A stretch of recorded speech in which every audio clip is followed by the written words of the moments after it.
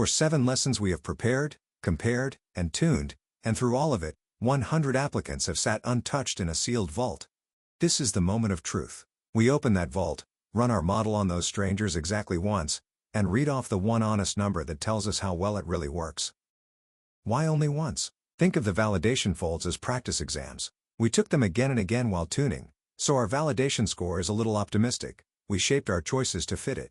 The test set is the real exam. The model has never seen it, and we never tune against it. That is what makes its score an unbiased estimate of performance on future, real applicants. Remember the split from the very start. 500 past applicants, divided once, 400 for training and tuning, and 100 sealed away for this final test. These 100 are complete strangers to the model. Nothing about them ever leaked into a single decision we made.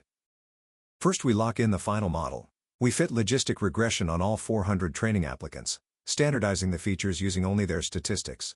This is the model we are committing to. From here on, nothing changes. No more tuning, no more peaking. Now we bring in the 100 sealed applicants and score them. Each one flows through the model and comes out as a probability of default, a number between 0 and 1. Watch them settle along the line. Low-risk applicants on the left, high-risk on the right. Last lesson we chose our cutoff on validation data, 0.20, the threshold that minimized expected cost. We drop that same cutoff here, without changing it.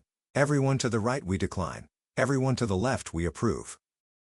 To grade those decisions we use a confusion matrix, a simple 2x2 table. Down the side, what the model decided, decline or approve. Across the top, what actually happened, the applicant defaulted or repaid. Every one of the 100 lands in exactly one of the 4 boxes. Let's sort them. 16 true defaulters we correctly declined. 5 defaulters we approved and lost money on. 26 good applicants we declined by mistake. And 53 good applicants we correctly approved. 16 plus 5 plus 26 plus 53, 100 applicants, everyone accounted for. Accuracy is the 2 boxes we got right, divided by everyone. 16 plus 53, over 100, 69%. But hold on, a model that approved every single person would score 79%, just by writing the base rate. On this problem, accuracy is the wrong scoreboard. Here's the number that matters. Recall asks, of all the applicants who truly defaulted, how many did we catch? We caught 16 of the 21 defaulters, about 76%. Each one we catch is a $5,000 loss avoided, so this is the metric tied straight to the money. Precision is the price we pay for that recall. Of everyone we declined, how many would really have defaulted? 16 out of 42, about 38%. So most of our declines are cautious false alarms. That is a deliberate trade. On this problem, missing a defaulter costs 5 times as much as turning away a good applicant. Now the real question, did our tuning actually generalize, or did we just fool ourselves on validation? Validation predicted a recall around 70%.